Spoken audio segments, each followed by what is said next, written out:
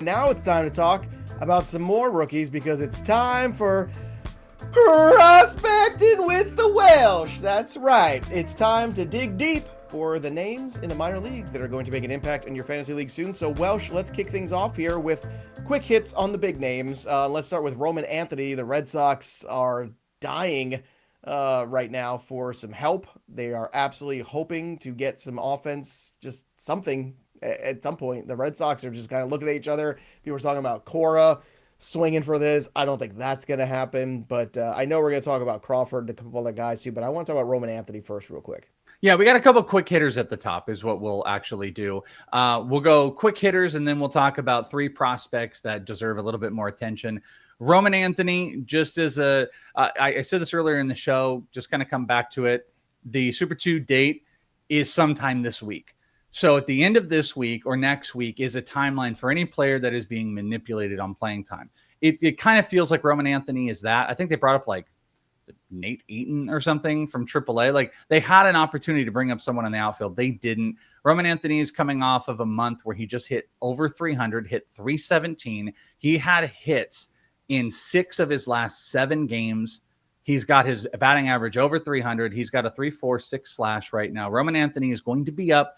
Manipulation is telling us him. And then obviously, if I can even just jump into Bubba Chandler, they're the two most obvious. And we actually said Bubba and Roman Anthony with Cags were the top 3 to look at. And we joked, what if Cags beat them all? Well, he did. He did beat them all. So we've got Bubba and Roman Anthony, who I think are on manipulation watch. And Roman Anthony has done amazing. Bubba Chandler just had another start where he struck out 8. He's going deeper into games. This has got to be at the end of the week. So we only talk about it and not like we want to, kill everybody's brain every single week about it. But both of these guys have not only been fantastic, not only are they the number 1 hitting and pitching prospects to kind of bank on, but also the manipulation time looks like it's coming to a close in the next couple of days. So these guys could actually be coming up here in the very near future, both of them. All right.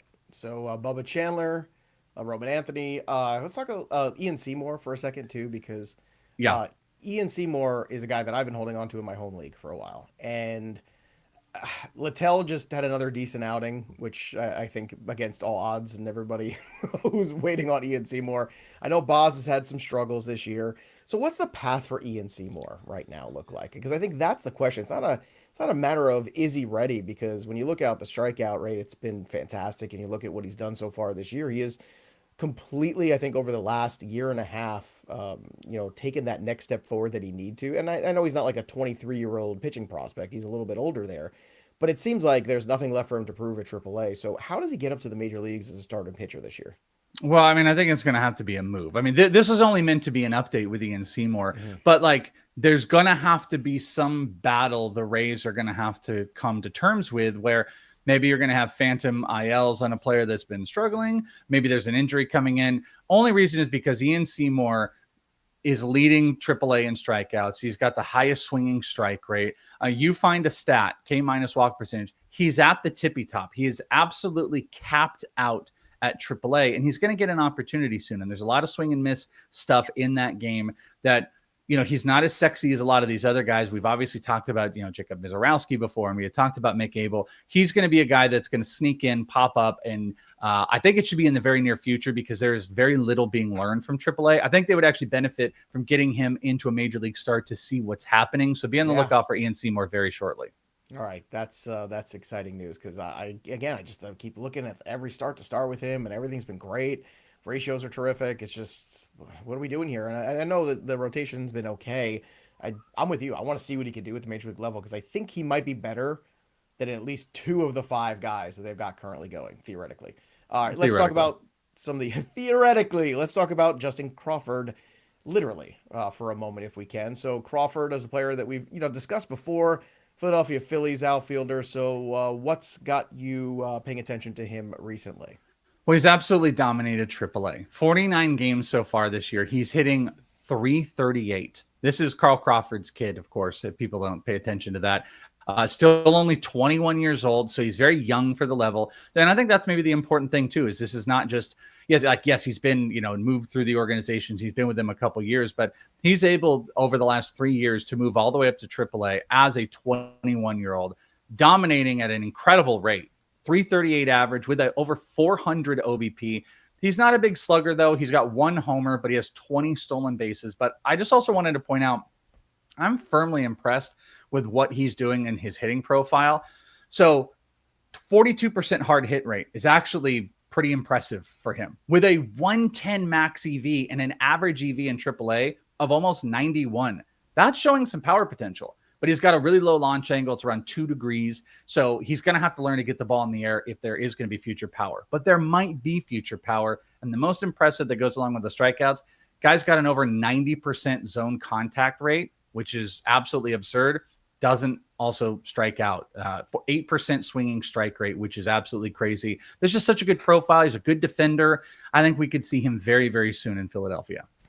All right, let's move to Ryan Ritter for a moment, Welsh. Again, we're trying to go through the prospects, trying to find out where they might be landing here. For Ritter, we're looking at a guy currently, infielder, right? So obviously the Colorado Rockies certainly are a team that are going to be sellers. The question is, how much do they have that other teams want? I've heard some rumblings about Ryan McMahon being a guy potentially. So right now, Ritter is a shortstop playing in over the Colorado system. He's got 199 at bats, 16 home runs so far this year. That's a lot of power for this young man. 307 batting average, 416 OPS, a 1059 OPS overall. So let's talk about Ritter for a moment. Age 24, could we be seeing him this season potentially? Yeah, that's the play. The 16 homers, by the way, in AAA are the second most in AAA. So, I mean, the power output, and his minor league affiliate's not in Colorado. It's in Albuquerque, just as a point out. But this is another one of those guys, not striking out a lot, walking a ton, 20% K percentage, 14% walk rate, massive power. He's got a 3.46 slash right now. There is obviously openings on this team as they're going to start selling off pieces. Ryan Ritter is going to be a force that we're going to see in the second half. We hope, obviously that the home ballpark is going to benefit him even a little bit more. But, some of the underlying stuff is pretty decent. Big launch angle, 110 max EV. He's got, surprisingly, he actually has a lower average exit velocity than Justin Crawford, I just want to point out. Hard hit rate's okay, but he's just hitting the ball really well. He gets it in the air, kind of optimizes. He's one of those optimized guys. And you're not going to take a knock, because hitting in like the PCL just inflates stuff. But you're going to go to Colorado where it like inflates stuff, so he really has the potential for his offensive profile to kind of keep ticking up. He's an interesting name that's not on a lot of people's radars, should be up in the very near future and probably holds the gig through the rest of the year. All right, let's talk about a pitcher from the AAA system of the Guardians right now, and it's Parker Messick. He is 3-1 right now over 10 starts, 2.64 ERA, 47 innings. He has 62 strikeouts. He does have 24 walks, so the walk rate a little higher than you want it to be. The whip is at 1.24. We do have Shane Bieber working his way back already, so that's another piece that's coming back to that Guardians rotation. Does that make the path more difficult for Parker Messick? Or do you think that the Guardians are going to lose patience with the Slade Chaconi's of the world and possibly give him a start before we even see Bieber ready and healthy to make one? Well, the one thing we found out, because Bieber pitched out here on Saturday, they're already moving him up to AA, and he pitched like 2 in the third inning, I think it was, on Saturday, and it was like 40 pitches, which is a little aggressive. He's already going to go up to AA, so he's going to be up sooner rather than later. But Parker Messick should be one of the next guys that gets a look. That's kind of the major point here. He's almost got 50 innings in AAA so far, and almost 12 K per 9, a 2.64 ERA, which is definitely something to pay attention to. And he's got some good swing and miss stuff. I mean, 14% swinging strike rate, I think, has got a little bit uptick. That's what he's doing up in AAA. He's not a big, crazy, power fastball type of guy, but he's got a decent repertoire of pitches, really good changeup.